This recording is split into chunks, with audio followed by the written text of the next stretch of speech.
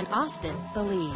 Let's start back in ancient times when the Greeks defeated the Trojans. It was a devious scheme in a time of war. The Greeks sent the city of Troy a peace offering in the form of a gigantic wooden horse. What the Trojans didn't know was that Greek soldiers were hidden inside the horse's belly. Let's just say the Greeks won, and yes, you should be weary of enemies bearing gifts. She was a beautiful young girl named Anastasia, the daughter of Russia's Tsar Nicholas II. She was executed along with her entire family during the Russian Revolution, or so the story goes. Years later, a young woman by the name of Anna Anderson emerged, claiming she was Anastasia. She survived the execution and wanted her royal inheritance. Well, she lost the case, and it wasn't until 2009 when investigators confirmed that no one escaped the massacre after all. This may be one of the greatest art scams in history. Wolfgang and Helen Beltracci sold fake paintings for millions of dollars. One of the fakes was hung at the Metropolitan Museum in New York. The others were shown in prestigious galleries around the world. The forgers were eventually charged, and it's estimated their take in all the deception, a whopping $22 million.